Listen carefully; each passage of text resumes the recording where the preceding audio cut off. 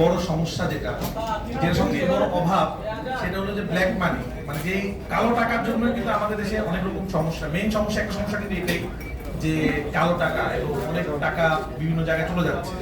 তা আমার কাছে মনে হচ্ছে যে আমার প্রথম ওয়েব সিরিজ আমি ভাবছিলাম কিভাবে করবো, কার সাথে করবো, কারণ এটা আমার অনেক প্ল্যান, অনেক স্বপ্ন। আমি ওয়েব সিরিজ কখনো বানাই নাই, ওয়েব ফিল্ম বানিয়েছি।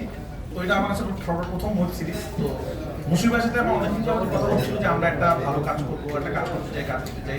মুশফিক ভাই সারা জীবন আমরা জানি কন্টেন্টের পিছনে থাকে, ভালো কন্টেন্টের পিছনে তৈরি করেন এবং রিসেন্টলি বঙ্গ যেহেতু একটা ব্লকবাস্টার ওয়েব সিরিজ দিচ্ছে, ওয়েব ফিল্ম দিচ্ছে।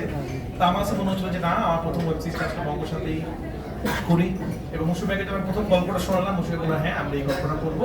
নামটা ভাইয়ারই দেওয়া, ব্ল্যাক মানি। এবং এখন মনে হচ্ছে এই নামটা আসলে এখনকার সময় সব থেকে পারফেক্ট নাম। প্রতিটা মানুষ এটা ডিলিট করতে হবে যে ব্ল্যাক মানি বা কালো টাকা।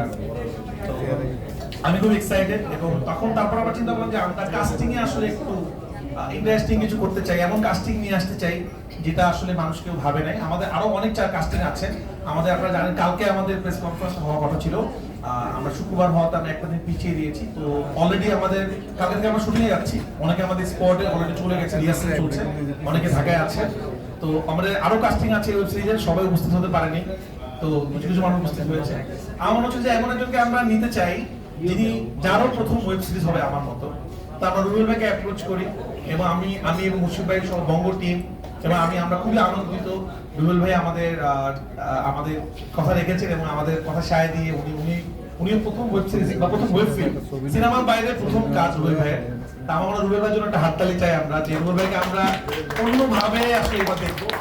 আমার কাছে আমি কিন্তু সবসময় যেটা ট্রাই করি, নতুন করে নিয়ে আসে অনেককে যারা কিনা একসময় কাজ করতেন বা নতুন করে মাধ্যমে। আমার কাছে রুবেল ভাই এত বড় জায়গায় চলে গিয়েছে, রুবেল ভাইকে নতুন করে আবিষ্কার করাতে কিছু নাই।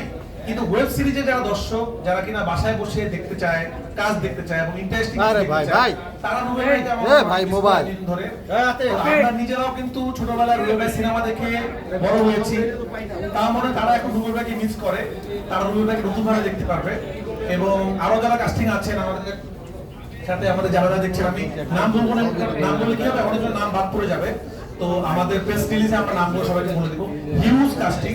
তো আমি বেশি কিছু বলতে চাই না, কারণ একটা চ্যালেঞ্জ দিয়ে দিয়েছে যে এর আগে কাজ করেছে, 5টাই ব্লকবাস্টার সব রেকর্ড ভেঙে দিয়েছে। আমার পাশে ওটার মোবাইলটা তুলে দাও। এখন বেস্ট ফ্রেন্ডের সাথে চ্যালেঞ্জ করতে নাই, এটা তো খারাপ লাগে, কিন্তু কম্পিটিশন দিলে এই জিনিসটা ভালো। তো আমি আশা করতেই পারি ব্ল্যাক মানি বঙ্গ সব রেকর্ড ভেঙে যাবে। যেভাবে সিনেমা দিয়ে আসলে আমি সব রেকর্ড ভেঙেছি, তুফান দিয়ে ভেঙেছি, সুরঙ্গ দিয়ে ভেঙেছি, তো এখন পর্যন্ত রেকর্ড ভাঙাতে তো আমিও একটা লেভেলের পারি। তো যাই হোক, বন্ধুর সাথে যুদ্ধ করবো, অমির সাথে। তো আমার মনে হয় যে যুদ্ধ, এমন যুদ্ধই করা উচিত যে যুদ্ধটা আসলে সবার জন্য বেটার, কাজের যুদ্ধ। আমাদের দেশে এখন যেরকম বিভিন্ন রকমের নেগেটিভিটি চলতেছে সেটা না। আর আমি বরাবরই যে চেষ্টা করি, আমার জবাবটা সবসময় কাজ দিয়ে দেওয়ার চেষ্টা করি। এখন আমাদের সব থেকে বেশি ইম্পর্টেন্ট এই প্রেস কনফারেন্সটা কেন ইম্পর্টেন্ট, আমার এই দেশের এই অরাজকতার পরে এই প্রথম কিন্তু বড় করে কোনো কাজের অ্যানাউন্সমেন্ট হচ্ছে। আসলে আমরা কালকে শুটে যাচ্ছি, এই জন্য আমরা চিন্তা করলাম আজকে আপনাদেরকে ডেকে, অনেকেই যেটা করে দেখবেন অনেক দিন আগে মতো জানায়, মুহূর্ত করে, কিন্তু আমরা যে প্র্যাকটিসটা করার চেষ্টা করি, যে সুরঙ্গ সময় আমরা করেছি, শুটিং এর ঠিক আগে আসলে আপনাদের সাথে কথা বলে যাই, দেন আমরা শুটিং করি। আমরা কালকে চলে যাচ্ছি শুটিং এ। তো আপনাদের দোয়া নেওয়া এবং আপনাকে জানিয়ে দেওয়া যে আমরা কি করতে যাচ্ছি। তো এটা খুব ইম্পর্টেন্ট এই সময় কাজ করাটা, কারণ অনেকেই চিন্তা করছে কাজ কি শুরু করবো কি করবো না। আপনারা জানেন অনেক অভিনয় শিল্পীরা, অনেক টেকনিশিয়ানদের অবস্থা ভালো না, বাংলাদেশের টেকনিশিয়ানরা এই অবস্থায় নাই যে 3 মাস 4 মাস কাজ না করলেও তারা চলতে পারবে। তো কাজ করাটা ইম্পর্টেন্ট। আমরা বলবো যারা এখন কাজ করতে চাচ্ছে আপনারা তাদের সাথে থাকেন এবং তাদেরকে আপনারা সাপোর্ট করেন। এবং বঙ্গ আমি অনেক ধন্যবাদ দিতে চাই, এই মোমেন্টে তারা এত ভালো ভালো কাজ করছে, তাদের সামনে